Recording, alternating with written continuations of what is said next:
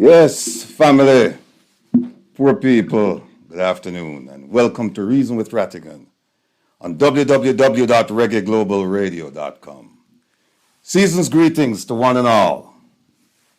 Today, yours truly, the rebel with a cause, is once again joined by Conrad Fireman O'Brien from Straight Up News Talk 93 FM out of Jamaica.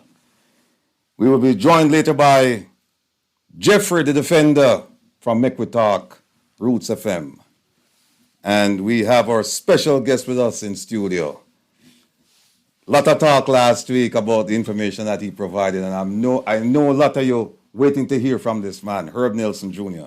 But before we bring him in and start talk up the things, let me just take a few minutes to kind of give you my take on how I see things.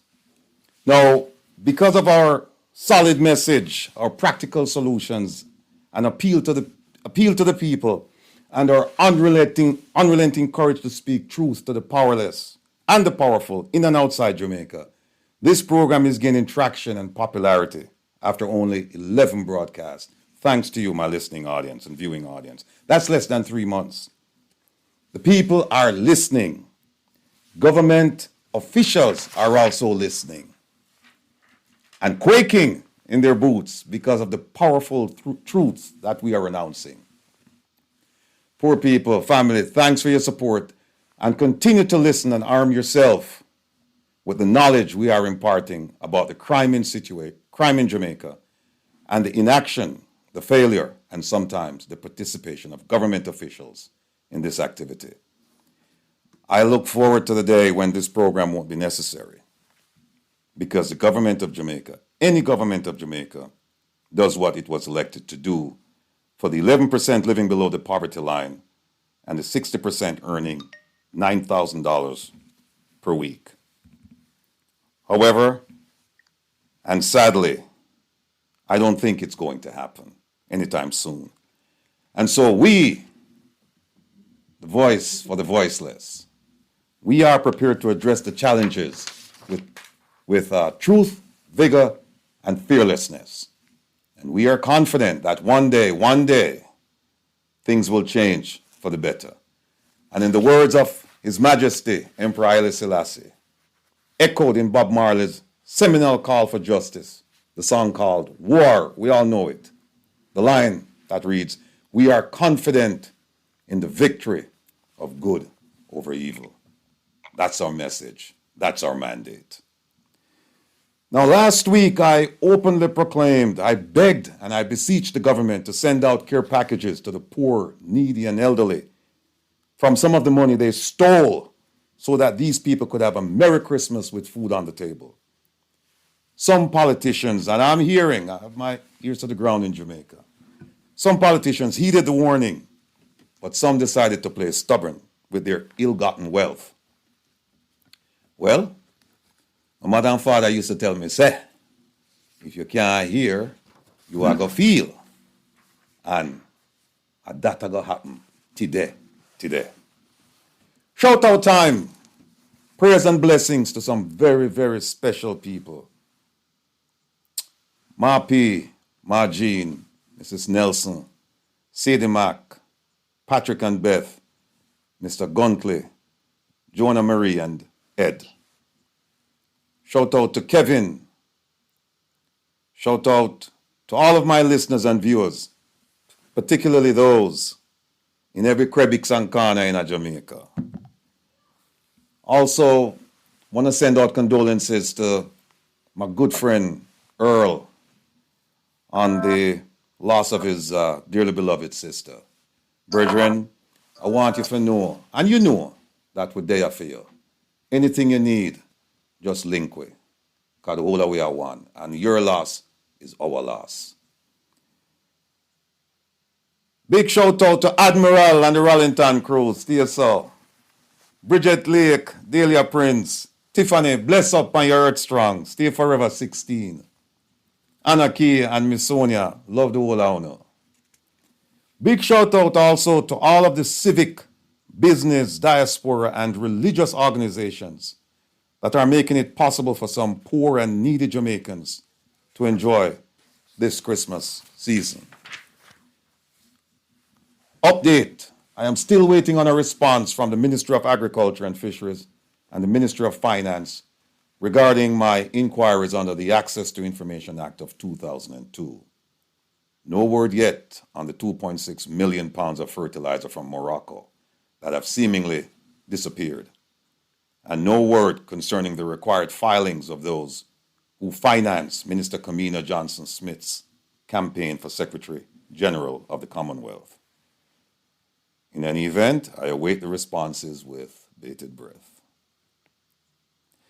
Last week, I talked about the despicable behavior of Ambassador Audrey Marks at the town hall meeting she held for the PM and the police commissioner for them to discuss the results of their meetings with U.S. law enforcement and the U.S. Department of State.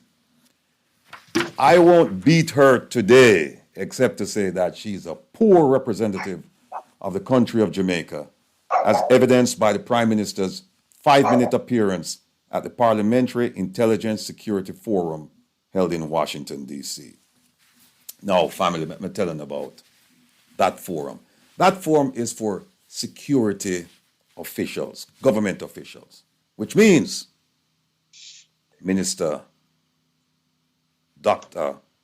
Horace Chang should have been there. So first, the Prime Minister should not have been in attendance. Minister Chang should have attended the full conference as a Jamaican National Security Minister to listen and learn about what the rest of the world is doing to fight crime. Second, the Prime Minister was late.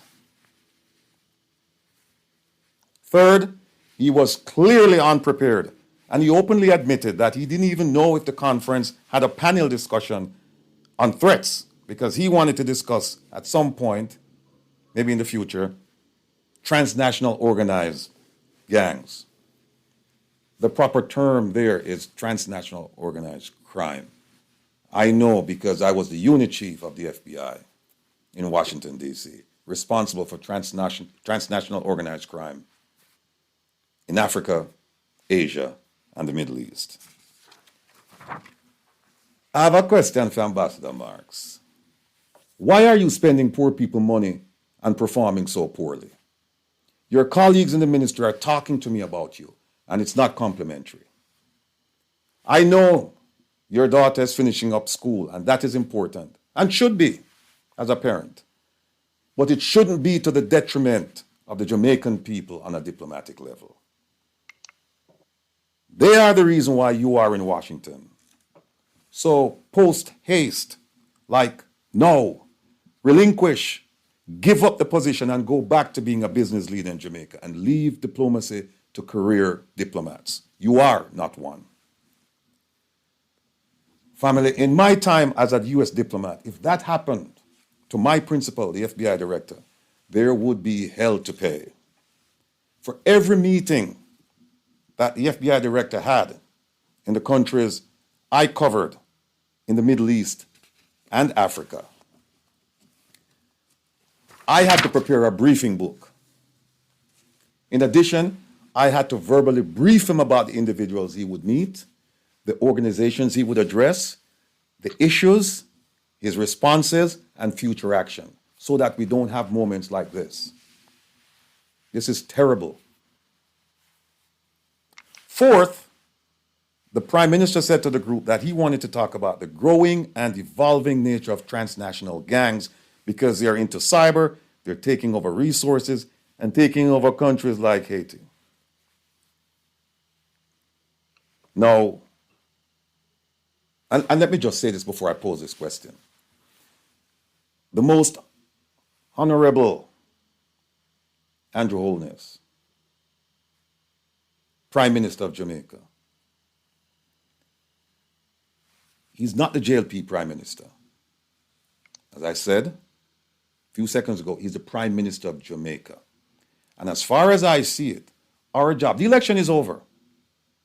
He is the Prime Minister. And as far as I'm concerned, our job is to support him so that he can be successful, and by extension, Jamaica is successful. I hope you understand what I say. But We're all human, right? We're all humans, and we're going to make mistakes. And when a mistake is made, we have to speak up. We can't keep our mouth. We have to speak up if we're truly interested in the development and the success of our Prime Minister and our country. So the question I want to ask the Prime Minister right now is, he came and he addressed this organization, and he said he wanted to talk about the growing and evolving nature of transnational gangs because they're into cyber, taking over resources and taking over countries. But Mr. Prime Minister, how about talking to this group and seeking help to investigate and arrest civil servants and politicians involved in the Big C? The Big C, corruption. Why is Jamaica ranked so high in the corruption index? Mr. Prime Minister, how about talking to this group about Jamaica's border, or borders that are like a sieve? How about talking to them about one of the highest murder rates in the world?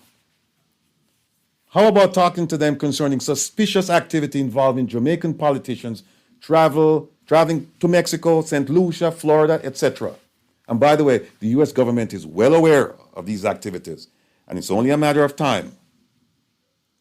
Mr. Prime Minister, please continue to dance when the music is played, because the day you refuse to dance, that's the day you'll know which God you serve. You had no business in Washington several weeks ago. That trip fell clearly within the province of the Minister of National Security. And as I said before, and I'll say it again, I'm very familiar with these meetings. The Prime Minister does not come to, or any leader for that matter, they don't come to Washington to meet with mid-level or upper-level managers in a big room. Here's how you know when you're a big boy, when you're a big player. When your ambassador sets up meetings for you with the heads of those agencies. Like what I've seen time and time again. People set up a meeting and they met with the FBI director. And that way you get things done. When you talk to a bunch of people in a room, those are not the principles. They have to go back, they have to brief up till it gets to the top person. And by then, the message may have changed, priority may have changed, and so you hear or you don't hear anything. But you want to have that direct relationship with the head of the agency. That's how it works. Now, people have asked me, why do you think that he traveled to the US? There are lots of reasons why he traveled to the US. There are lots of reasons why he shouldn't have.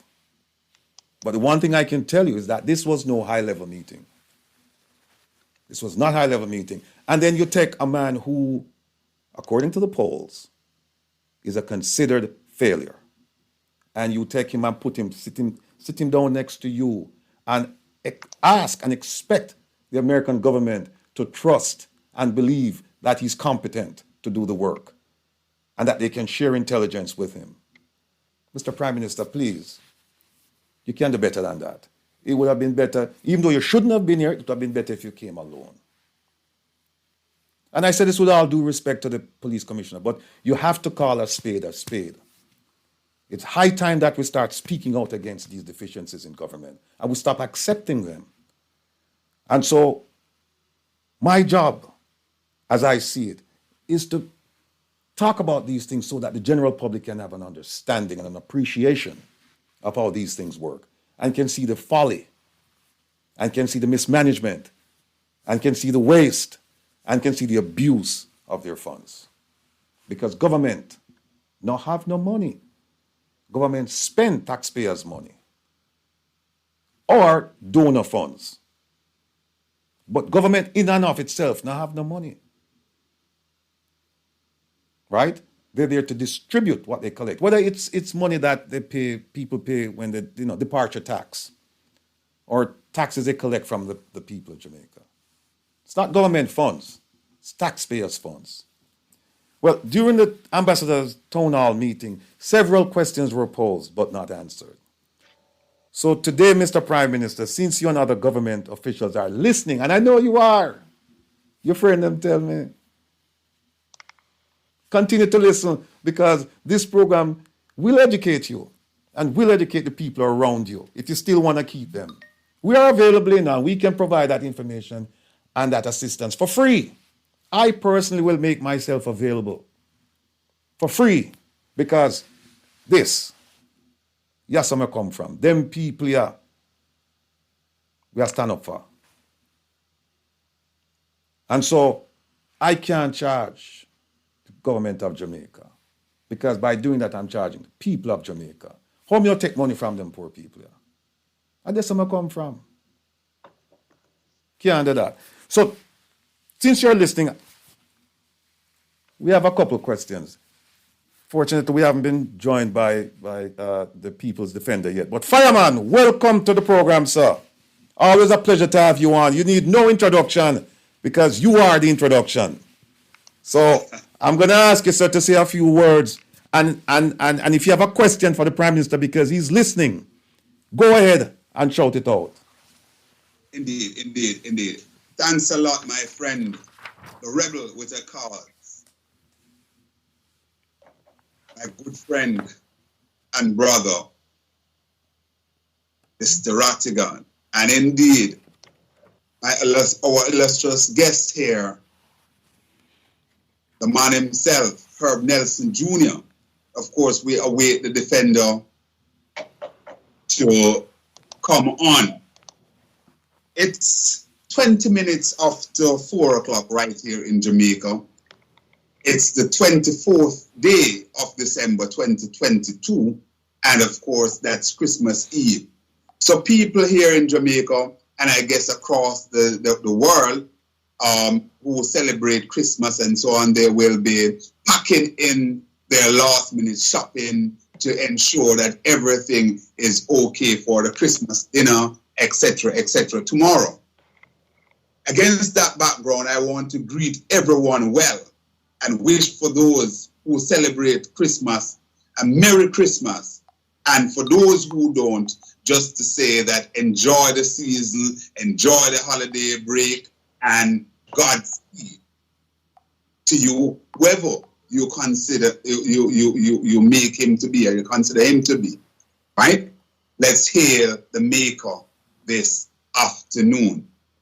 Also want to pay homage to my listeners, our listeners here in Jamaica and indeed across the diaspora. Gather that the shows that the three of us hosts, they are picking up steam by the minute. My program and mainstream radio here in Jamaica, Jeffery's program and Roots FM, of course, and indeed your program here and Reggae Global 24, and indeed on the other platforms that we appear on. So I want to just say thanks and really pay homage to those persons who listen and watch and continue to support. I've been getting the calls left, right, and center as to the importance of what we're doing, and persons really appreciate it. Things continue unabated right here in Jamaica. We continue to see people being gunned down in the street. We continue to see the robbery taking place in the plazas. And the year seems as if it will end as it began, with a number of murders, robberies, shootings, etc. Not looking good at all for the Holness-led administration.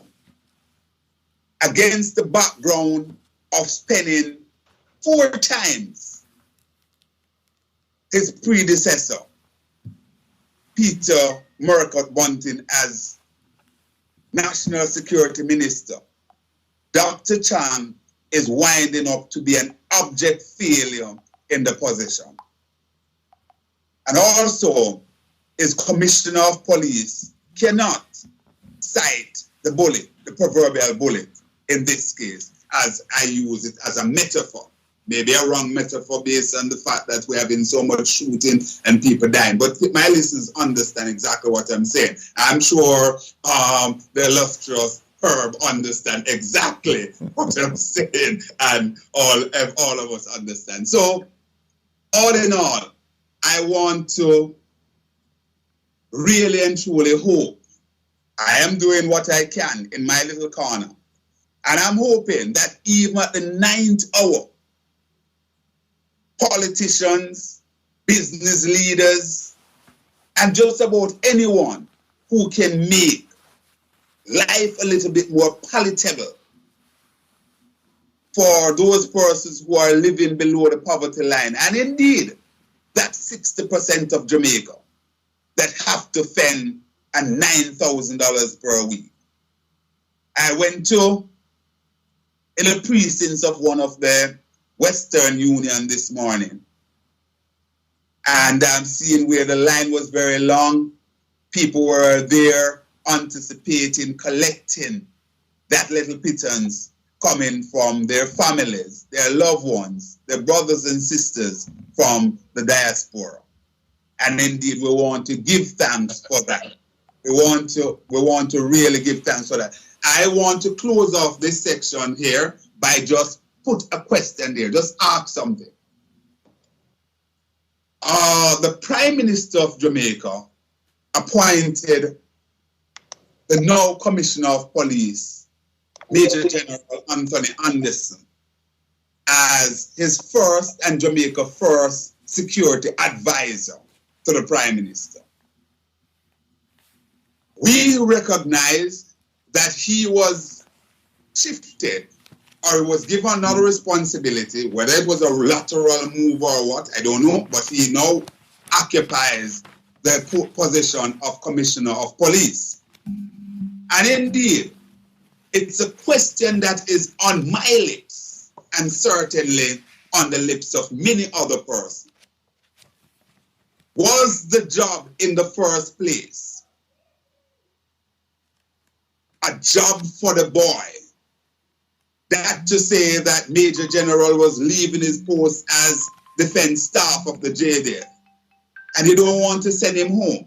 So that post was created, was actually made for him. And I'm putting that question out there against the background that since he had been taken out of that post, no other security advisor had been appointed. Therefore, it begs the question, and nobody can say, listen, we're nitpicking or we're bad mind, as they like to say. It's a very, very important and germane question. Was that position of security advisor important in the first place? If it was, why with the departure of Major General Anderson from that post, it has not been filled? And I believe that at the very least, this is another on the mountain of things that Prime Minister, the most honorable Brogard Andrew Michael Holness, must step up to the plate and speak to the Jamaican people, both at home here and indeed in the diaspora. Thank you very much. Thank you very much, my brother. Thank you very much. Let me just add a little piece to that. In 2017, when Plan Secure Jamaica was launched, and by the way, people, that is your crime plan. That is our crime plan. No matter, stop asking the Prime Minister for a crime plan because he keeps talking about, we keep asking for a crime plan and he's talking about Plan Secure Jamaica, the national security plan. Here's what he said. He said, Mr. Speaker, and this is in 2017, Mr. Speaker, to effectively, well, first of all, let me go back. He talked about the Plan Secure Jamaica, and he says, Mr. Speaker, Plan Secure Jamaica is a whole government plan which focuses effort on 10 strategic subject areas. These areas are, and I enumerate them: 1, violence and crime; 2, public order; 3, the big C, corruption; 4, community safety. 5, territorial integrity, borders. 6, crisis response and resilience. 7, justice. 8, cyber defense. 9, critical infrastructure protection. And 10, economic security. He went on to say, Mr. Speaker, to effectively coordinate the many plans and initiatives within these areas, I have established the Office of National Security Advisor, whose job it is to work through my office to monitor efforts, make connections, facilitate, convene, and advise on all the activities across all of government, civil society, private sector, and overseas partners necessary to give effect to the plan. So there you have it. This is a significant position, Fireman, as you stated. And so far, Indeed. no answer. Indeed. And we will get into it later. Yes, all right. Well, ladies and gentlemen, family, poor people, we are joined by the people's defender, none other than Mr. Jeffery, the defender, Tavares. My brother, welcome to the program. And you jump right in at the fire, you know, because what I'd like to do is, along with welcoming you, I want you to pose a question to the Prime Minister, because there are several questions posed to him and he didn't answer. And he's listening right now. So go ahead with your question. Good afternoon, gentlemen. The senior of the lot of all of us, Sir Herb Nelson Jr., the fireman himself from New Start 93 FM. Thank you, Mr. Rattigan, for having me. The question I want to ask the Prime Minister of Jamaica: do you truly love poor people in our country?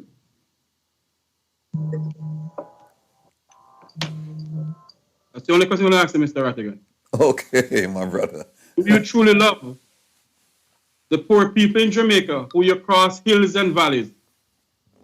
You cross him down to the very Martlebury River just to get vote. You cross river in St. Mary to get vote. You cross Negril River to get vote. Every almighty God river known to man in the land of wood and water, you cross to get vote.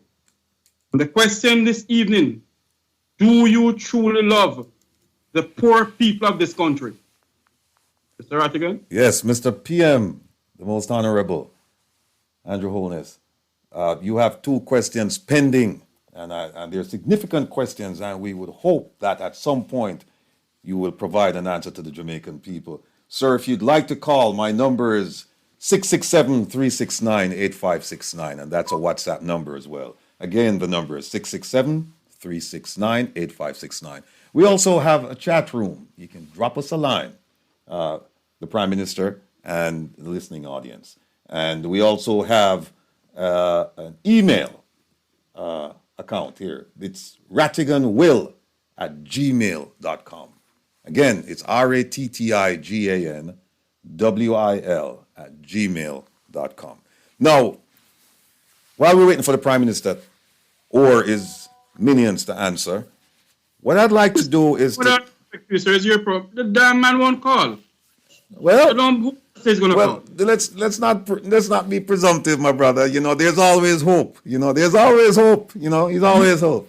Hello, you're not the people of the Vumva and the Vumva who own radio station in Jamaica, who have him on speed dial. Well, at this point, we are the pebble in his shoe. It's causing all kinds of discomfort for him. I'm hearing through the grapevine, and I'm hoping that he will see it fit to respond at some point in time. But while we wait for him to respond, whether today or next week or next month or next year after, that's fine. Mr. Jeffery Tavares, the people's defender, the Prime Minister made a statement this past week. And I would like you, sir, can you hear me? Yes, continue talking until I find it, please. Okay. I would like you to play that little clip. If you can't find it, that's okay. I can go ahead because I have it here in front of me in writing. Okay, go ahead. All right. Now, the Prime Minister gave a little speech last week, and he said, and this is a combination of quotes and paraphrasing. He said, these youths, young people, young men. He said, they walk around with unlicensed, illegal firearms, and then they go before a judge, plead the case, they go through the bargaining process and get 6 months and come out of prison. And him say, you go and get 15 years minimum. Radam! Well, those of you who listened to Mr. Tavares' program this past Tuesday, you heard about the Radam story. Now, just for the listeners who are not aware of it, Radam was made popular by an iconic cultural figure in Jamaica. Sadly, he's going through some financial difficulties right now. But his name is Peanut Dread. And Radam, it means like something bad, that you're sorry. And it's really an exclamation. So we're going to use that same phrase that the Prime Minister used. And for those of you who heard the presentation this past Tuesday, bear with me. But there's a lot of you who didn't, and so we're just going to go through it. It'll be very short, and then we're going to bring on Sir Herb. The Prime Minister said, we're moving in on criminals slowly but surely. Radam, because he's moving slowly. Not surely, slowly, because the crime rate is still up. He said the process could be assisted greatly. Yes, and they will go through some bargaining process and they get 6 months and come out. You're going to get 15 years minimum. Radam is also yes, sir. Thank you very much. Radam. Now he went on to say that the boys running around with guns who believe that them will go in front of a judge and they will plead a case and they will go through some bargaining process and they get 6 months and come out. You're going to get 15 years minimum. Radam. Okay. Now, let's start with the 15 years minimum.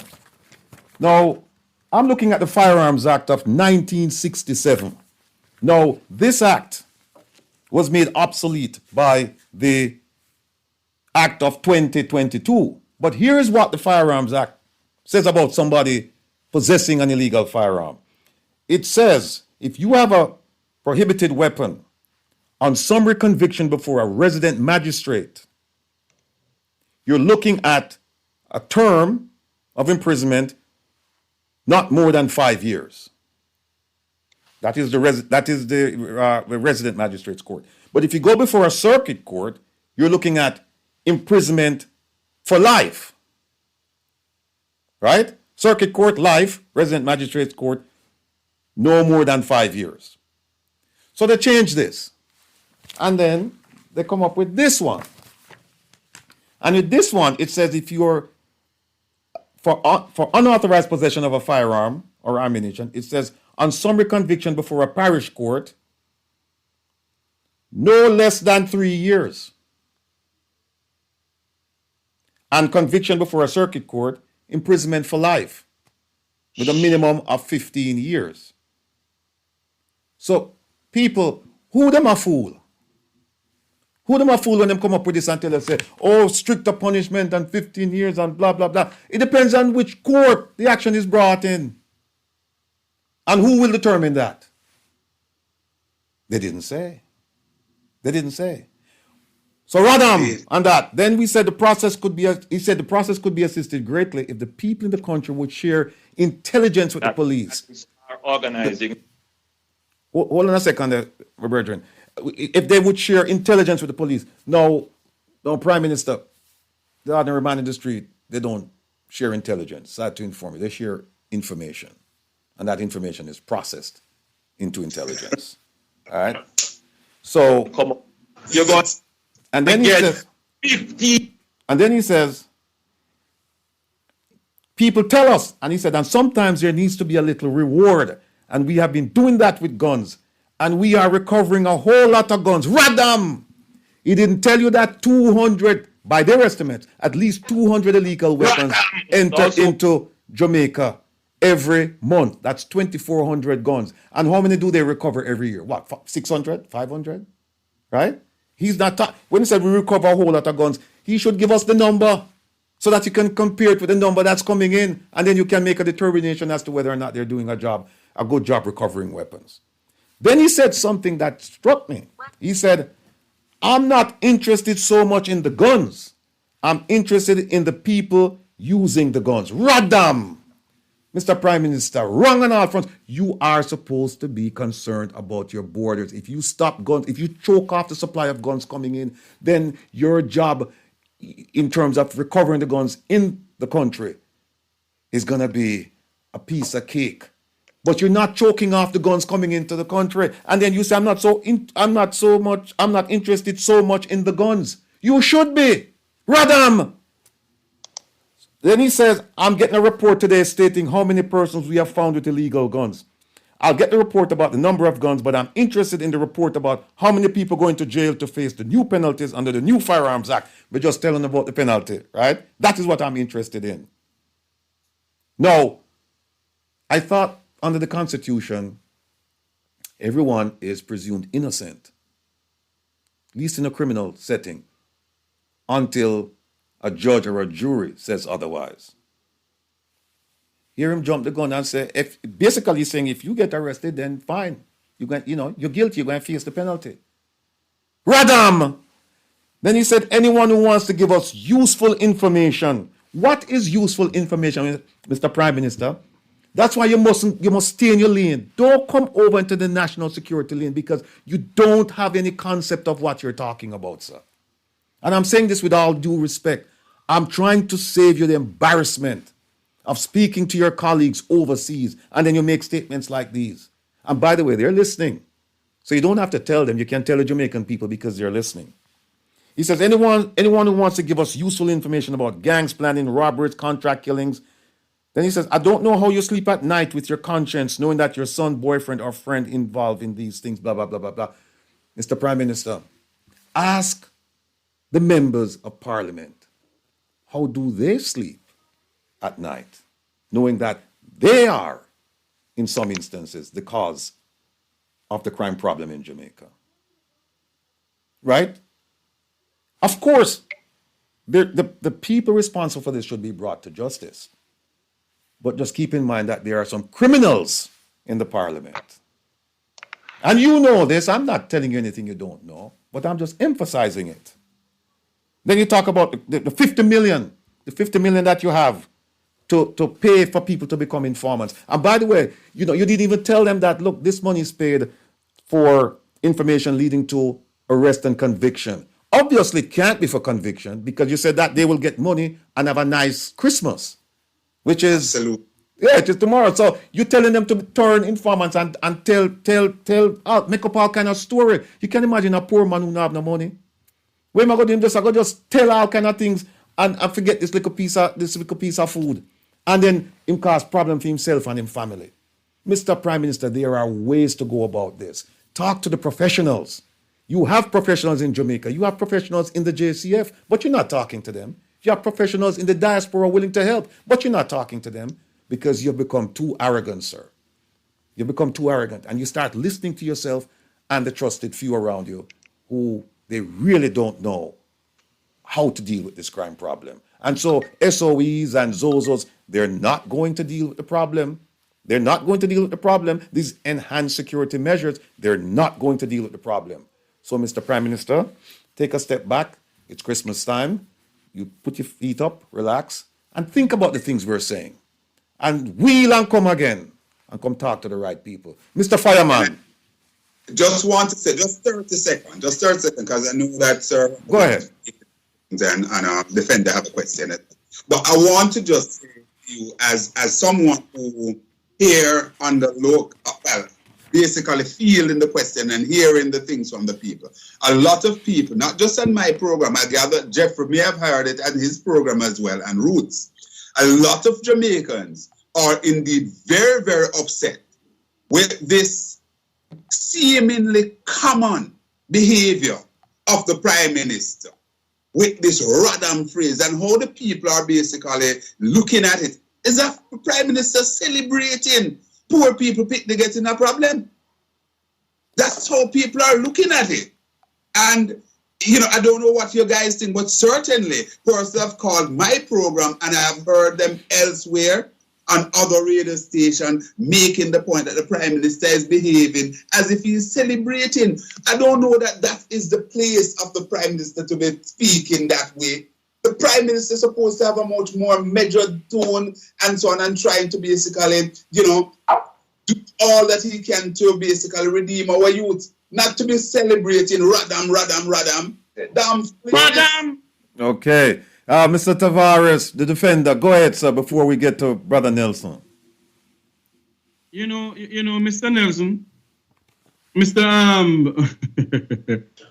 you know, we want to hear from the senior right now. That's I end up saying Mr. Nelson, Mr. Rattigan. Yes, sir.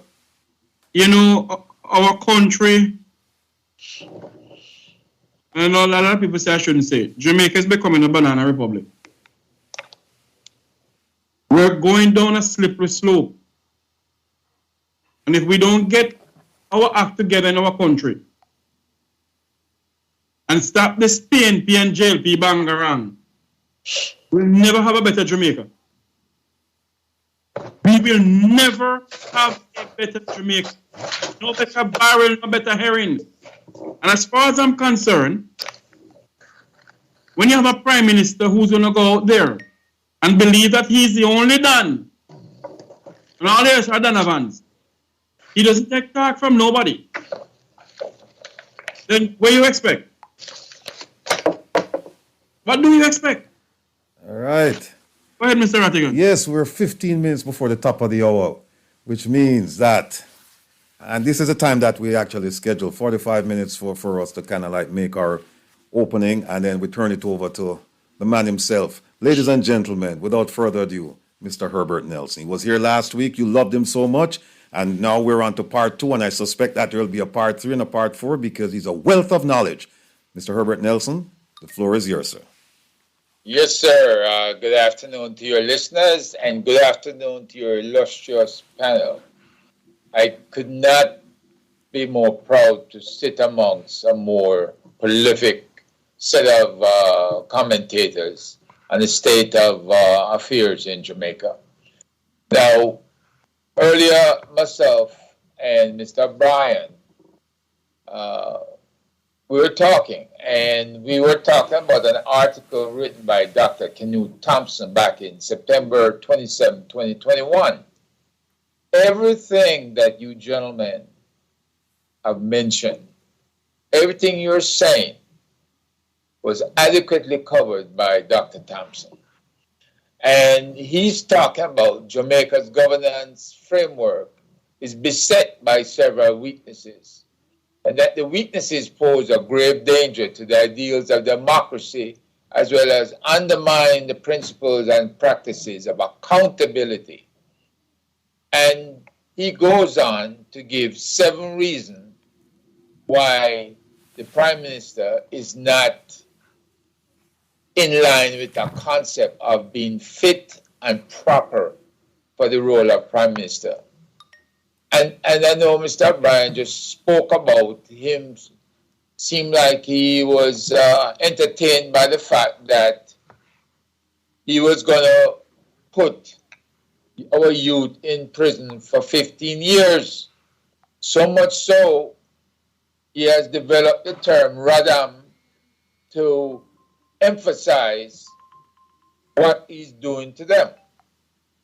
Now, it is true that the Prime Minister has to have laws enacted that support programs to dissuade crime and to dissuade the murders. But I'm not sure if Radam is going to dissuade anybody from murdering anybody. I doubt that very much.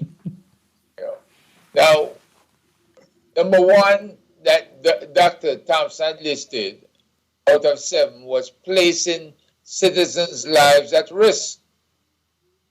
And I'm certain that after the fiasco with the COVID and calling the elections during COVID and sending our Jamaican security forces into communities and empowering them under states of emergency, these are risk-taking And this is placing citizens' lives at risk. Just to mention two. I won't even touch on being under the control of special interests, because within the office of the Prime Minister, you have an individual who was given a visa back, and annotated on the visa was the term drug dealer and as well as money launderer. Now, you would believe that as Prime Minister, the right and proper thing to do. Sir, Mr. Nelson, to cut you, sir. I didn't hear the part when they said about the visa. What was written in the visa, in the passports about the visa, sir? I think Jeffrey wants you to name names, sir. Okay, in the passport, Mr. Rattigan, can you give us the proper legal terminology that was utilized? Did you have it? I don't have it with me, but essentially what it says, it says that the person is suspected of being a drug dealer and or money launderer. Right. And a lot of it came from the case with Dudus, when they went and hired a law firm to rally the U.S. government against extracting Dudus to the United States. And $50,000 was paid to that law firm. Now, you have a person, Dudus, who... You mean 50,000 US? US, yes, US. All right. To be precise. You have a person who normally has no visible means of income, and he himself is a known drug dealer. So when you take money from a known drug dealer and you apply it for legal purposes, that in itself is laundering the money. That in itself is working with dirty money, so to speak. So this person is in your office, and you are responsible for this person. Minister without portfolio at the time, I believe. You did not set up. No minister. Go ahead, Fireman. It's the time, but he's now a full minister now. Yeah, he's now a full minister, right? By the time he didn't have a portfolio. But you would believe that someone who committed such an egregious act under law, and the Prime Minister being himself the main person to uphold the law, that he would have asked Mocha or his Deputy Commissioner of Police, Fitzbailey, to investigate the reasons under which those visas were taken. At the time that this occurred, Special Agent Dex Dixon was in Jamaica. He ran the Homeland Security investigations, and he had partnered with a senior superintendent, Fitzbailey, at the time. So I am certain if they wanted to get information... Continue. No, he's just saying he's deputy commissioner now, but go ahead, please. He's deputy commissioner now, yeah. I said at the time he was senior superintendent. At the time, he had access to that information. If he wanted to know why any of these people, if the Prime Minister wanted that investigation, he could have had that investigation done on every person who has lost their visa, their U.S. visa. To me, this is how you root out corruption and you root out bad influences. If indeed these people lose their visas, are corrupt, and have a bad influence, and are in fact criminals, there should be no question as to who has access in the Prime Minister's office, because before you give somebody access in your office, you've got to ensure they are not subject to graft or any other forms of corruption. In other words, they're not answerable to cartel, they're not answerable to any government, whether Canadian, British, US, European. So you have heard the situations where Minister Vaz, he was befriended by the US ambassador to Jamaica under Trump, and subsequently tried to get the US to build a 5G system down in Ochi, that the ambassador was spearheading that move. The same ambassador who got him his visa back. Conflict of interest. All of these items are conflict of interest. Since he's in the Prime Minister's office, it means the Prime Minister is aware and possibly have a hand in all those dealings. But you have a Prime Minister here who's stubborn, who does not care what is said about him, and he does not care who gets in his face, because he has this power that has been imparted to him that makes him pretty much like the Teflon Don was in New York, John Gotti. In other words, things are just going to roll off of him. So let's look at some of the other items that the good Dr. Thompson brought up. Failure to pay property taxes. This was revealed under Zara Burton's 18 Degree North. Use of tax havens. Again, partially revealed by Zara. But before Zara had discovered these things, the PNP had commissioned an investigation which was done, and all of these things were addressed in that investigation. Ask why...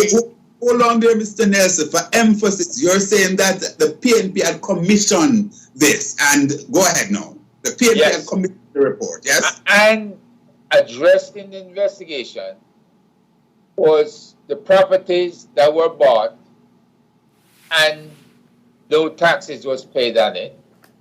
The use of the tax havens in St. Lucia by company or shell companies that were developed when Mr. Vaz took a deposit from Mexico City down to St. Lucia, and he and another individual who lives in St. Lucia made distribution across St. Lucia and in Barbados, different investments, and started the Adman company. This company, the directors, the Prime Minister and his two sons at the time, I believe, were 10 and 12 years old. So you can see, just like any other person who is hiding their assets, does not want to declare their assets, the chief lawmaker in Jamaica falls in that category. So again, Dr. Thompson, Canute Thompson, is very accurate in pointing out he is not fit and he is not proper for the role of Prime Minister. Let me just say something quickly there, Brother Nelson. And I have to say this. People, Brother Nelson, I talk about the things. And I have to say that given the nature and scope of his presentation, let me unequivocally state that his views, conclusions, and presentation are simply that, his own, and are neither confirmed nor endorsed by Reggae Global Radio and or the host of Reason with Rattigan. Yours truly, Will Rattigan. Continue, sir. We have about 2 minutes, minute and a half before we touch the top of the hour. Then we'll take a break and we'll come back. The floor is yours. You're looking at number 6 that he lays out, lying to or misleading the Parliament and people.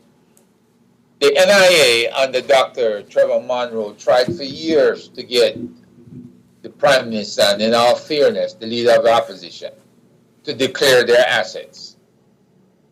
And even when I spoke with him on a more recent occasion, our conclusion was it is still incomplete. If you don't believe the laws apply to you, if you believe you can live above the law, if you can ignore the rules of the road, is it any wonder everybody else is doing the same thing or wants to do the same thing you're doing? Unfortunately, his action transcends his position. The Deputy Prime Minister, Dr. Chang, same boat. All right, hold it right there. Hold it right there. We're getting ready for some breaking news here, but we have to go to the commercial break. So we'll catch you folks on the other. Yes, ladies and gentlemen, we're back. We're back with the distinguished panel. The fireman, Conrad O'Brien. People's defender, Mr. Jeffery Tavares. And our special guest, Mr. Herb Nelson. So, Mr. Herb Nelson Jr. So let's carry on. No, Mr. Nelson, let me just start out this hour here because this is your time, sir. And last week you talked to us about the government officials picking up money in Mexico City, going to the Caribbean islands and onto the U.S., and that the U.S. was aware and people lost their visas and so on and so forth. What I'd like you to do for us today is give us a glimpse of, or maybe it's more than a glimpse, because you mentioned a gentleman by the name of Dex, who was the HSI, the Homeland Security rep to Jamaica, stationed at the U.S. Embassy. And apparently you were very good friends with him. And certain things happened to him, he did certain things and so on and so forth. What I'd like you to do is, I'd like you to give us a glimpse of the corruption he saw, if he saw anything he saw, any untoward behavior. I'd like you to do that, but before I do that, I see we have two questions here. Conrad, go ahead, please. Yes, just want to ask Sir Herb, that report that was commissioned by the People's National Party, it was handed over to them, and what did they do? As far as I know, and what did they do? they took the report, and for almost a year, I didn't hear any feedback from them. And then when I challenged a certain member of parliament as to why has the report not been tabled in the parliament to demonstrate that there's organized crime within the office of the prime minister, that they are laundering money, that everything the U.S. government was saying was accurate about that particular individual that exists in the office of the PM. And if the PM, it directly touches him because it's his money that's being laundered. It's his money that is going into his account. It's his money that is touching on his kids, right? So if he's aware of all of these things, you have to assume, and in the army we say the assumption is the mother of all screw-ups. That's not the real term they use, but I'm just telling you. The assumption is you have a Minister of National Security who is aware of the laws of Jamaica. His right hand is the Commissioner of Police, and I'm sure all the NIB and the MIUs. And let me say something about all of these 3-letter, 4-letter agencies in Jamaica. When they raised their right hand and swore allegiance to the flag of Jamaica, there was assumption again that's who they were swearing allegiance to. Every last one of those senior officers need to sit in a polygraph examination and be asked specifically if Jamaica is the only place they have sworn allegiance to. Is Jamaica the only place they're submitting reports to? And who else might they have been talking to about Jamaica's political secrets? Hold on for me, Mr. Nelson. Hold on, Mr. Nelson. Hold on, please. This is a bombshell, Radam. Hold on, Mr. Nelson. Can you please repeat what you just said, Senior Sir Nelson Jr., a Jamaican by birth? Go ahead, sir. Repeat for me, please. I didn't hear properly. What's in my ears? These gentlemen and ladies who are senior members of all of these various agencies, whether it's MOCA, whether it's CTOC, what have you, they have to reaffirm who it is that they have faith and allegiance to. Because I can tell you that they talk to foreign intelligence organizations, they give reports out there, and the idea is to try and influence what's happening in Jamaica. But if you want to influence what's happening in Jamaica, when you have those team meetings within MOCA, CTOC, or any other organization, that's where you bring it up, and that's where you force the issue of these ministers who are violating the laws of the land, whether they are showing support to local dons, gangsters, what have you, whether they're showing support to foreign elements, entities, which includes the cartels or anybody else. This has to be cleared up, because when I read certain information, I am confused as to who these people are working for. And if I'm confused, I know the Jamaicans, they don't have a clue.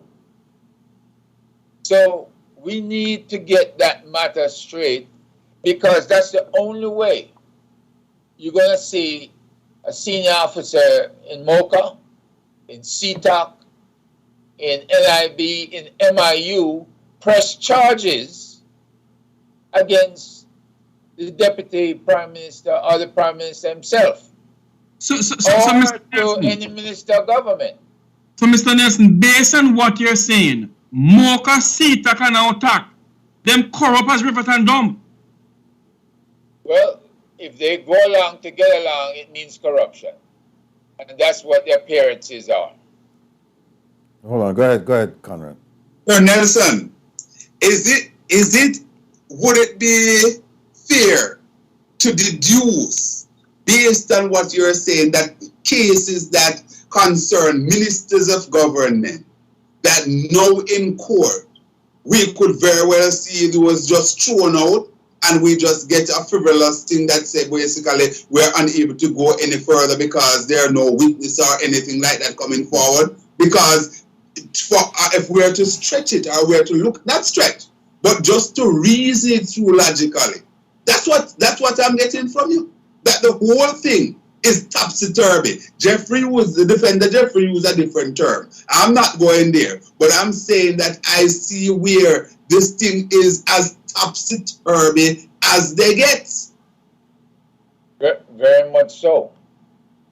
If the U.S. ambassador, ex-U.S. ambassador, can commandeer the services of Minister Vaz in getting the U.S., the 5G entry into Jamaica, simply by getting him his visa back.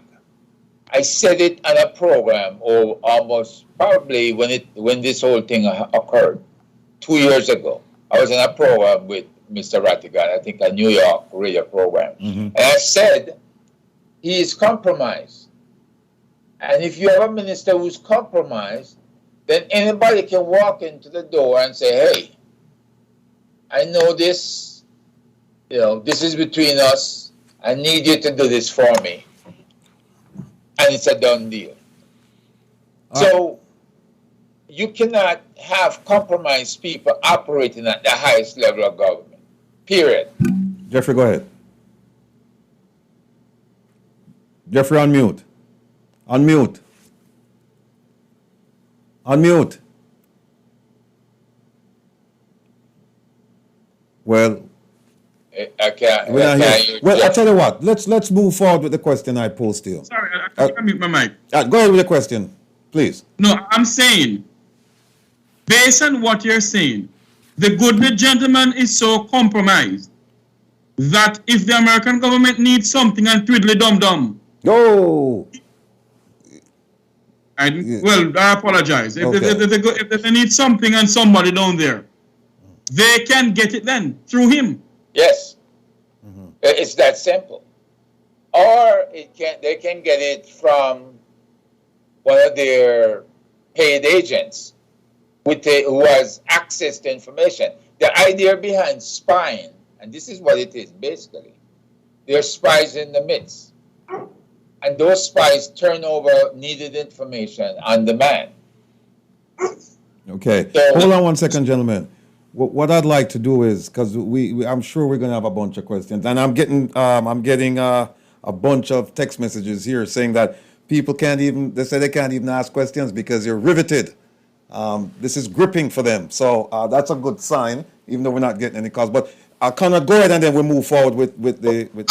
Mr. Nelson, it is always important. It is always important for us to basically identify bona fides and credentials. Could you just share in 30 seconds to our listening and viewing audience from whence you came in terms of your repertoire to basically be exposing this information and so on? Why should people pay any attention and give any credence to what you're saying? I spent 24 years in the U.S. Army. The first 3 years was with United States Army Special Forces, known as the Green Berets. I worked in intel and operations and admin and logistics. I did the full gamut with them. So I cut my teeth in an organization that is well-versed in the Caribbean and Latin America, 37 Special Forces Group, and also had knowledge of the European theater, at the time the Iron Curtain countries, because I was in the 10th Special Forces, which orientation was for Europe. Moving on from there, I served 15 and a half years in the U.S. intelligence community, a three-letter organization. I did counter-terrorism, counter-proliferation. I did financial type investigations. I did, investigations that were integral to cases that were presented at even the World Court with Charles Taylor from who was in Africa. He was the one provided a lot of weapons for the war in Sierra Leone. So we had to document the gray arms that he was trafficking, and that was used as evidence in that court. I think Carla DePonte is her name, at the World Court that tried him. So I have done support to some serious investigations. I can tell you I have looked at trafficking of weapons across the Caribbean, across Latin America, across Africa, sub-Saharan Africa especially.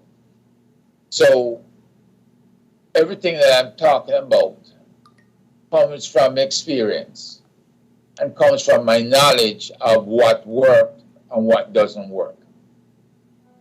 we had certain rules in the intelligence community. And if we had government people that had this background that our people in Jamaica have, they would not get security clearances here in the United States. They would not get access to information in the United States because we didn't want to tempt them by have others approach them and compromise them. And so my thing was from the get-go, from you become compromised, then you should not have access to anything in government after that. You use a term that is called the dark web. You use a term that is called the dark web.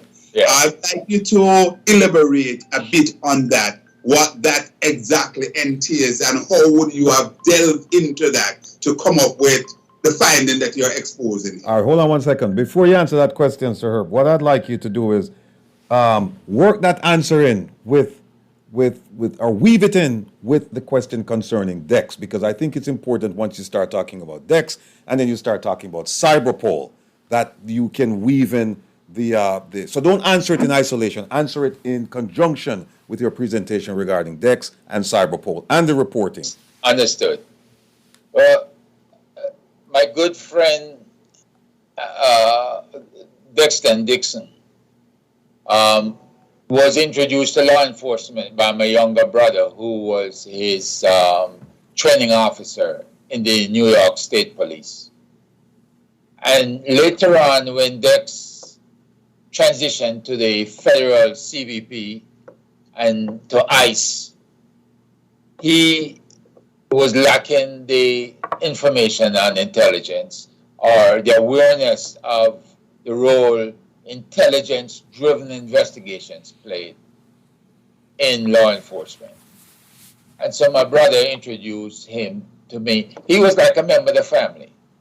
He was in Maryland, I'm in Virginia, and everybody else on the East Coast. And wherever we saw each other, we would just talk about how he could do his job much better. And I assisted him to set up the first Homeland Security investigations human trafficking program. And that was done down in Houston, Texas. So I was a mentor to him in doing this kind of stuff. I also was a mentor to him when we had him to apply for the U.S. Military Staff College. He got into the Naval War College down in Virginia here, about an hour or hour and a half from where I live. And also I had to mentor him through that. He had never served time in the military. So every night for a whole year, we spent 2 to 3 or more hours on the phone, just going over the day's instruction and helping him through the course material. I also have a brother who completed the Air Force advanced training program, and he also helped to mentor him. But I was his main mentor. All right, so you mentored him, and then tell us about when he got to Jamaica. What happened? When he gave a promotion to GS-15, which is management grade, GM-15. And he gave it up because he wanted to be home. He wanted to do something for his Jamaica. His father and mother is down in Mandeville. And he wanted to come and demonstrate to them how he could be effective in changing the dynamics in Jamaica. And he says, the same way you assisted me with going through the courses and in Texas, I would like for you to help me with Jamaica, because it's not going to be easy. Mm-hmm. So I had to turn my attention at sharpening my knowledge about Jamaica, because I was covering a lot of different areas of the world. And in doing so, we came up with a plan that started with your team. You have to do team building first and foremost. You have to discover what authorities you have. And he found out that there was a signed MOA with the Jamaica Constabulary Force. And that allowed him to push back against the ambassador who wanted him to let the ambassador wanted to do his job for him. Go out and talk to the different commissioners and chief of staff for the army and what have you. But he pushed back by showing, hey, I have an agreement that says this is my job. This is how I'm supposed to operate. And that gave him the room to operate. Also, we had to streamline the operation within the embassy because there is a local vetted force of Jamaicans who went through a U.S.-style security clearance program and who are probably the most misutilized people in the embassy. They were using them for all the wrong things instead of doing the job of, crime fighting. They would be asking them for all kind of favors. So Dex came in and he organized them and he organized his agents. And we had to get rid of one guy because he just didn't play ball. And so once he did that, he got the respect and attention of everybody. Keep in mind, you had the ATF, you have the Postal Services, you have the Regional Security Officer, you have the DEA, and you have the FBI. They all wanted this glory, but the organization that has sole responsibility for cross-border crimes is the Homeland Security Investigation, HSI, which is over 220-something different laws that they enforce across border. And so a lot of people think that the FBI always has the primacy. They don't. The HSI has a lot of primacy cross-border. That's why it seems surprising now to see the HSI not being the one dealing with the assassination in Haiti, right? But I'm sure that they having some background and some input. All right, so into that. all right. Sorry to interrupt you, but we're pressed for time, and I want to get to Okay, the all right. as the fireman would say, to the meat of the matter. So what I'd like to do is tell us about what he found out in Jamaica, what he shared with you, and what became of him, and tell us about Interpol, Cyberpol, and the deep web, Well, this type of or the dark support web. that Dex needed, he did not have. He needed somebody who could do deep dives out in cyberspace, namely the dark web. Dark web is 90% of the internet. But most of us, we live in the 10% space. In the dark web, you have people who do different transactions, illegal transactions. They have canceled checks out there. They have receipts out there. They have traces to different accounts, bank accounts, different financial systems that they utilize. They have credit cards too. Whether it's the cartel or the Russians. No, so they have credit cards. They have credit cards and credit card information out there yes. too. I mean, everything you always wanted to know about somebody, and I was afraid to ask. If you get one of our guys the deep dives, they can pull it out of the dark web.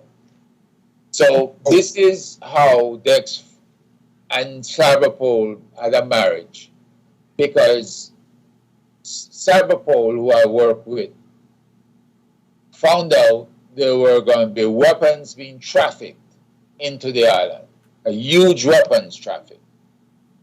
And they were able to get all the information in on the weapons, give it to Dex, and even though they intercepted the weapons in Miami, this is about 2018,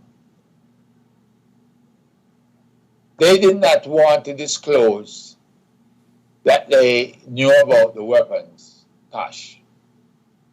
They wanted it delivered to the party in Montego Bay. And somehow, somebody within the JCF took it released the information to the media, and it was all over the media before they could set up the sting operation. So it tells me that this was a protection move. Somebody in the JCF was protecting some politician or some asset of theirs that may have them on retainer. So you have to look at how the laws get violated, how they get bent.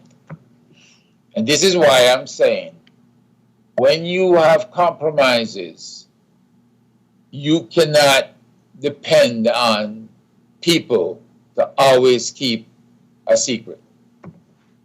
Now, there was a lot of information collected by Dex, working with the, at the time, Senior Superintendent Fitzbailey, at the time. And the information was given to Fitzbailey to store, while Dex got an 8-man HSI team to fly down from Washington to come and review the evidence that would have gotten to a lot of the higher-ups in Jamaica. It would have compromised them and led to some arrests. Well, team came in, the evidence was missing.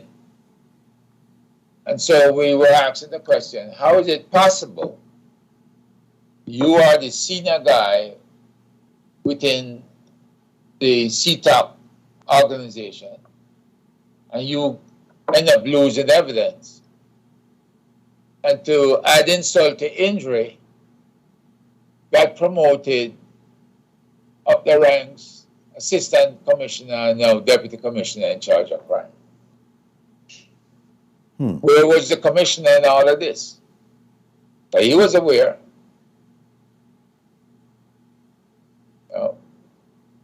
How do you resolve problems of this magnitude when it's happening where there's a bottleneck,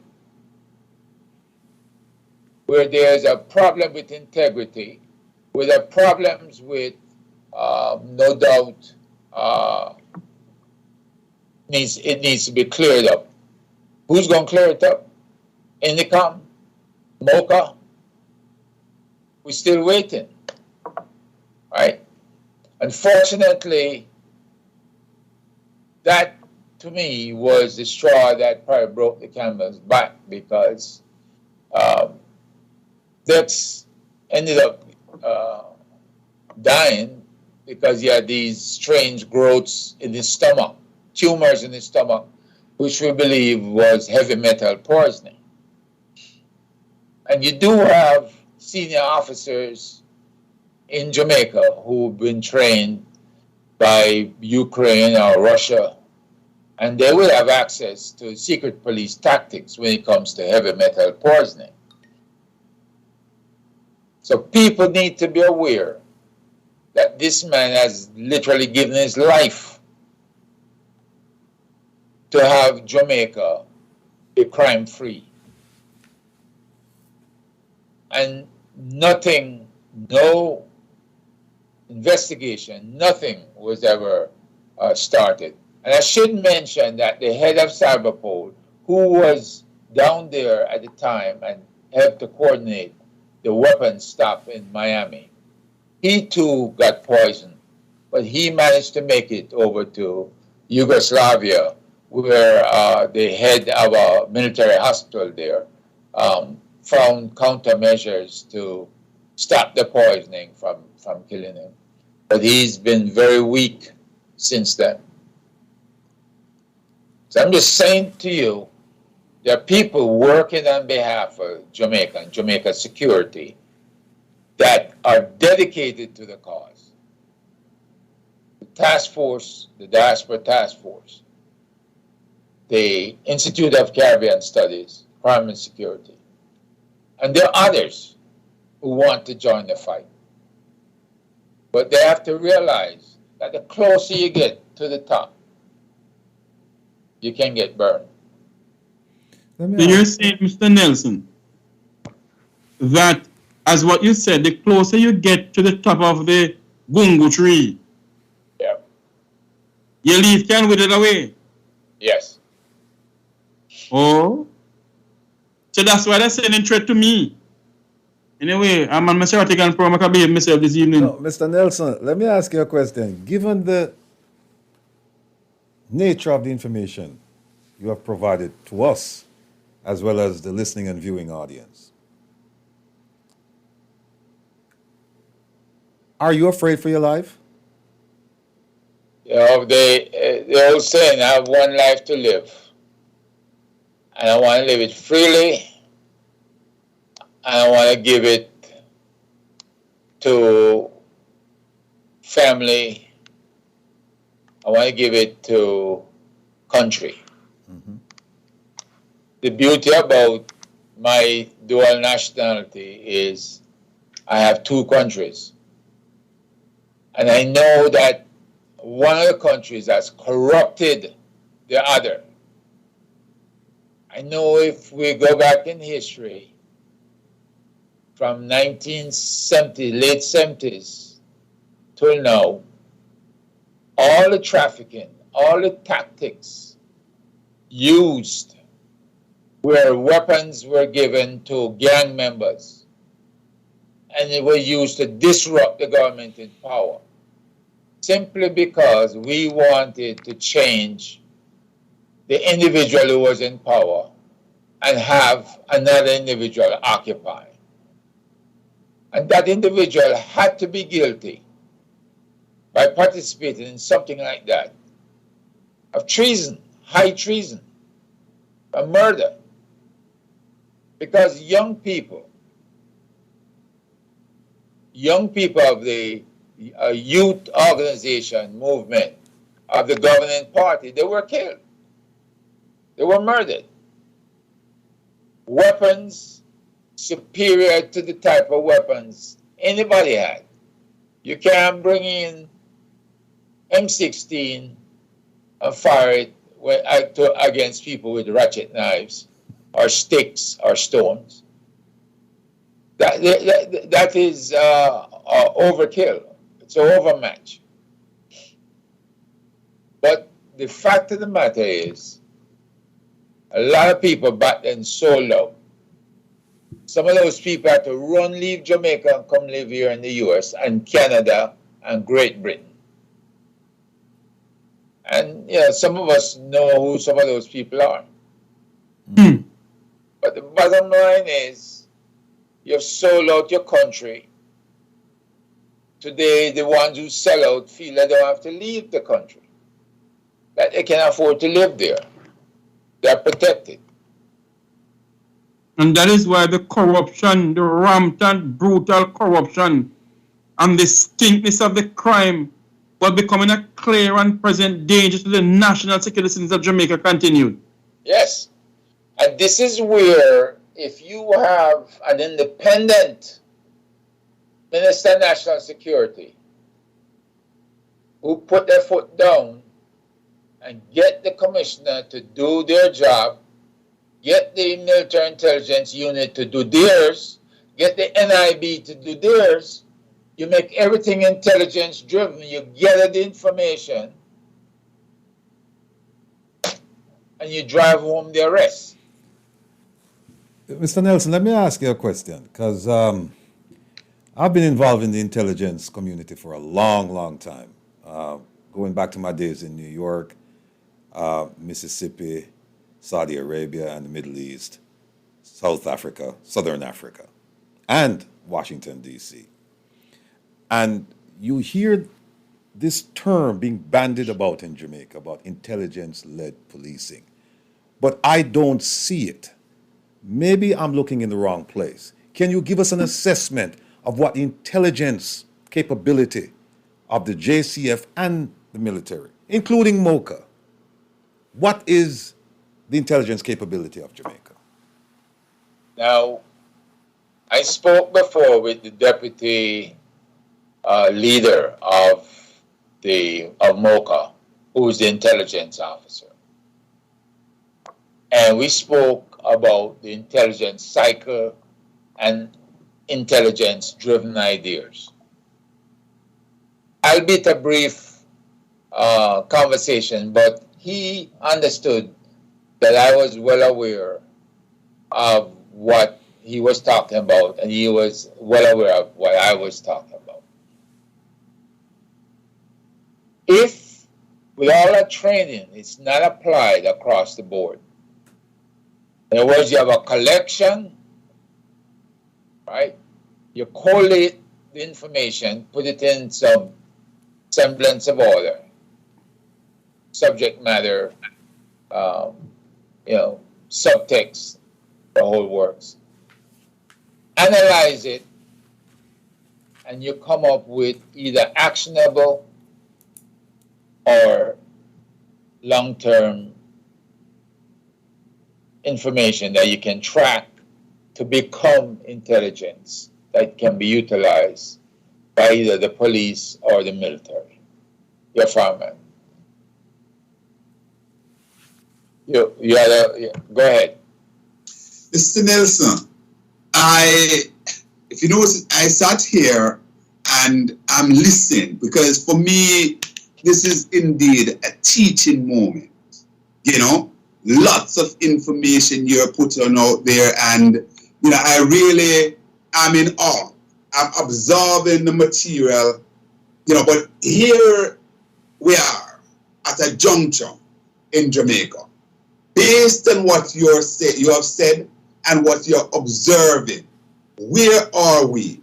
Are we at a point of no return, or this can be indeed calibrated and Jamaica can basically find its footing so that we can, maybe not the time frame that we're talking about, the 2030, but certainly with a longer time span, Jamaica would really be the place to live, raise families, and do business. Is there any balm in Gilead? We have the opportunity every day to influence our leadership into making a change. We're not asking anybody to go to the middle of the street and start handing out all their money and giving away, their properties or anything like that. All we're saying is lead. You have to begin to have leadership to take charge. You cannot have a man who is the ex-chief of staff of the Army or chief of defense staff who became a national security advisor, who is being reduced to commissioner/bagman status. In other words, he's just carrying your water for you. You can't have that. Right? He has to lead. By golly. With all the people who we talked the other day, you had superintendents in Area 5 and different areas who was holding high council with the Skeng Dans and the Danai Williams and the Dudus coming to them. We have people who were on the wharf responsible for the security, that things were being driven off the wharf and people had special privileges when it came to them. A lot of people believe that's what Tivoli was all about, trying to recover all the weapons that had left the wharf, thinking all of it was right there in Tivoli. And when you couldn't get the weapons, then you had to deny people the ability to use the weapons. So how do you deny that? You have people between the ages of 17 to 37 who they just wipe them out.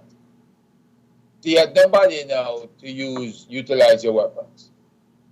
That's the state terrorism. That's the state punishing a community that they had the inability to get to before.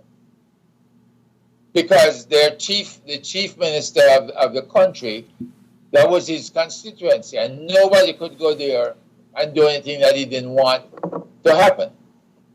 And they were so well armed that even when CMU and others went in, they were ineffective. So now for the first time, you have the military backed by the U.S. And I wouldn't be surprised if U.S. JSOC, the Joint Special Operations Team, might have been there, because you had 3 warships, U.S. warships, and a P-3 recon plane.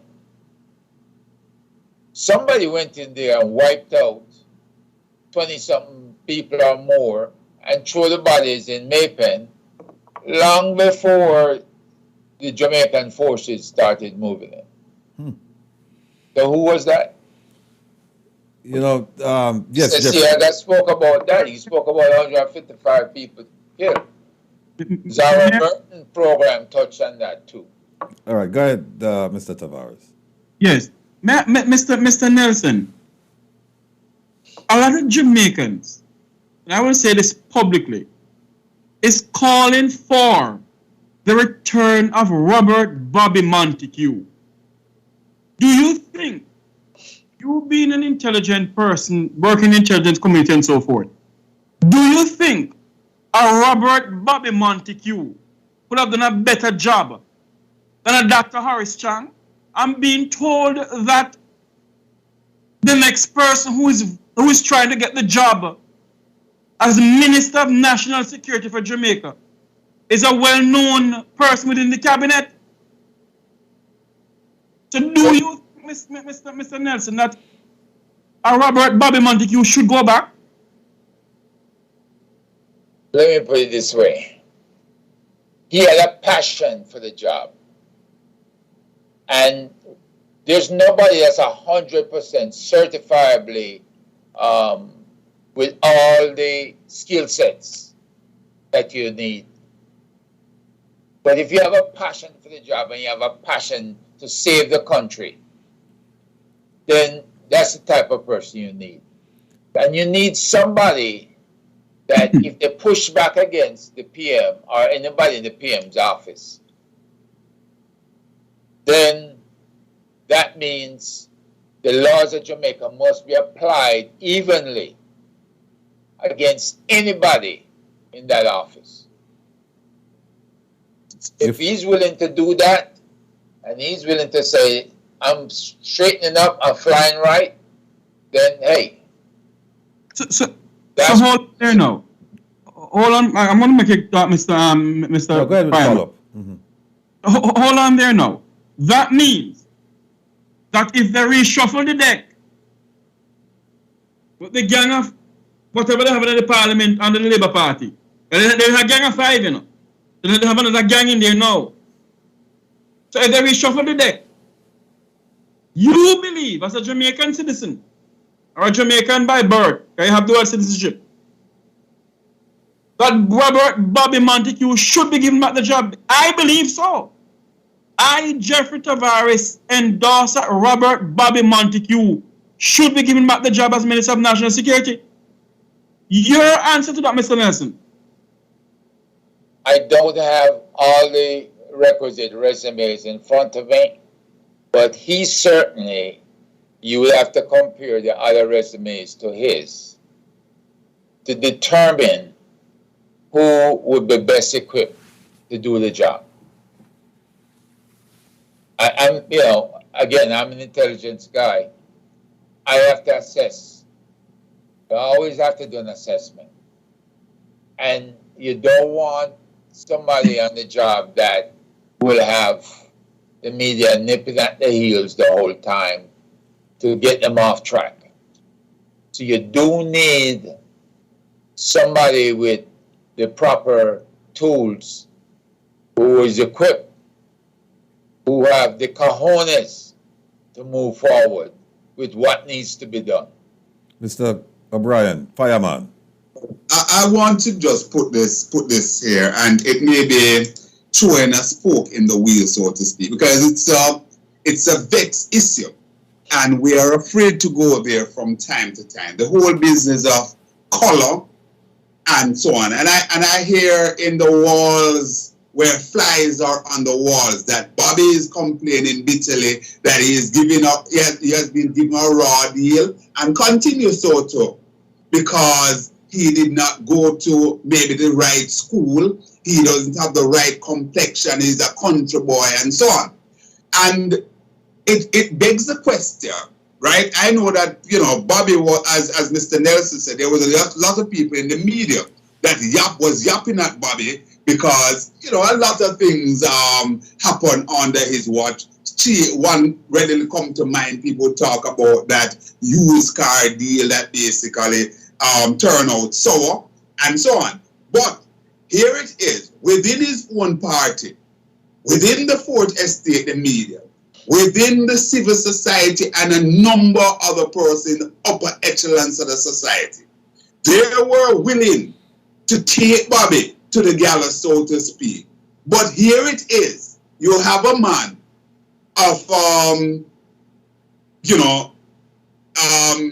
Asian origin or whatever, and so on.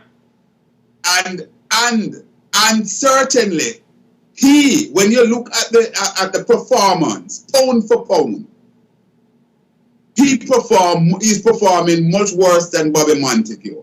But the media, the people in his party, and certainly persons in the upper echelons of Jamaica, you don't hear that same cry for Dr. Chang to go. What do you think is driving that? Is it about color? Is it about connection? It's about the two Jamaica that the late Edward Seaga talk about. What is happening there?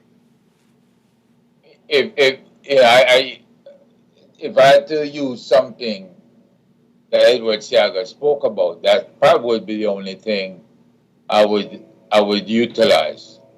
The colorism is a problem in Jamaica. Classism is a problem in Jamaica. But you have to give the ball to the person most able to carry it. You're not there anymore to make friends. You come here to the United States to beg for assistance.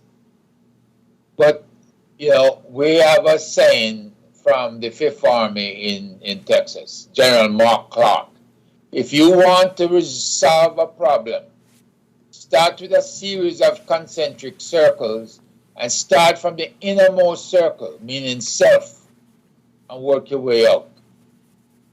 So if the Prime Minister is going to make a change, he has to use a concentric circle methodology to discover in any field, whether it's transportation, security, health, or what have you, who is best equipped to execute in this ministry, who has shown leadership tendencies.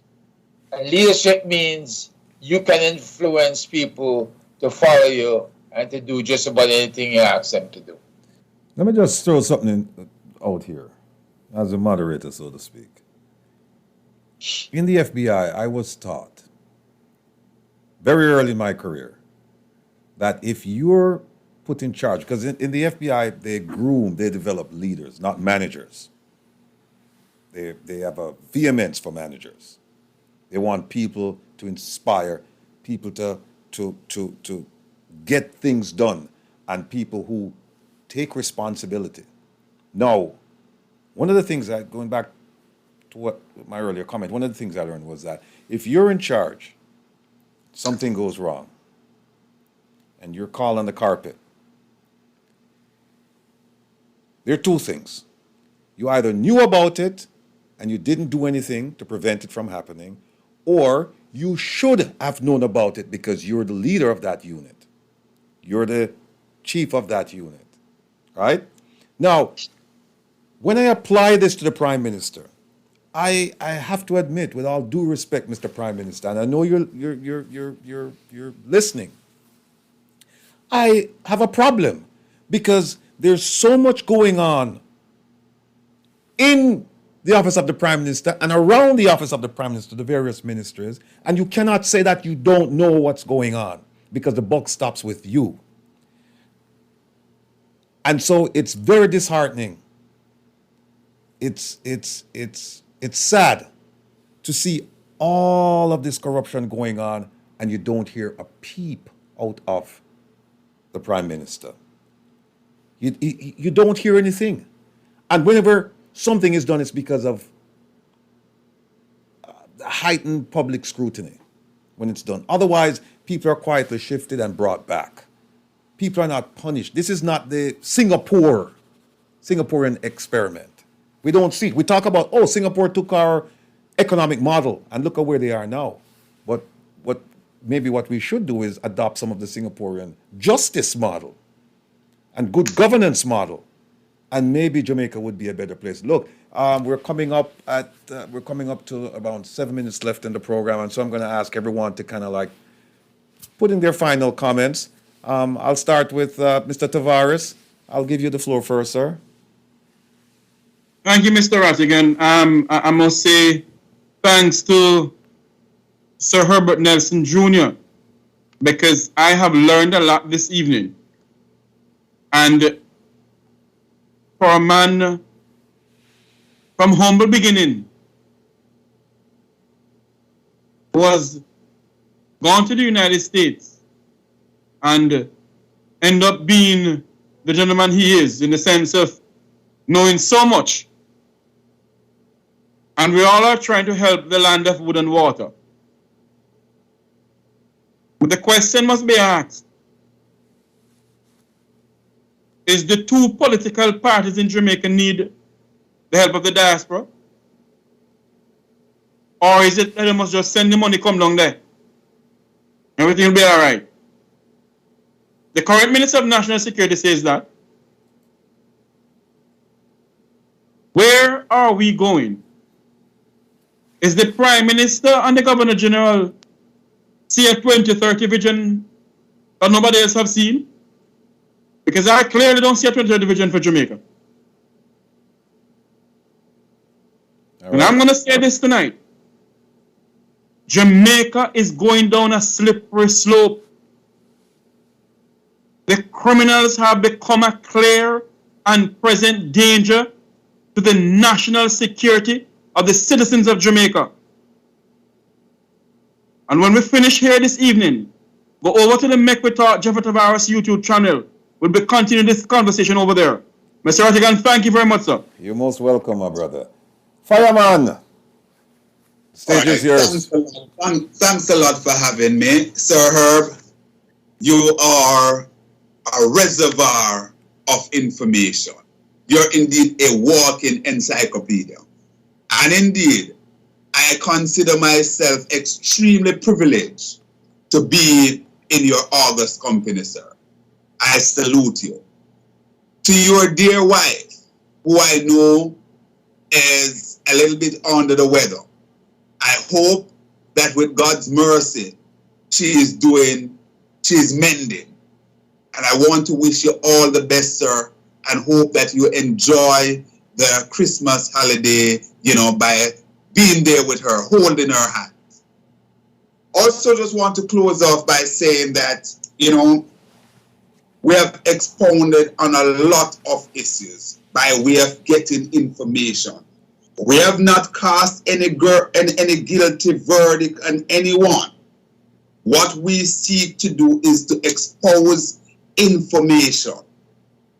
And it is indeed for the powers that be to look at the information that certainly Sir Herb was able to share with us in a big way, dissect it, and to indeed see if there's anything at all in there. You probably don't have to be going after someone. You probably don't have to say, listen, we're going to put this person in jail, we're going to do whatever. But just look at what the information, look at what is happening in Jamaica, and look if there is anything that we can take away from this so that Jamaica can be the place to live, raise families, and do business. I wish each and every one a very, very happy holiday season. All right. And indeed, Godspeed. All right. Thanks you. a lot. Thank you my so friend. much. Thank you so much. My friend, the rebel. Yes. Thanks a lot. You're And most, Jeffery, Godspeed. you're most welcome, my brother.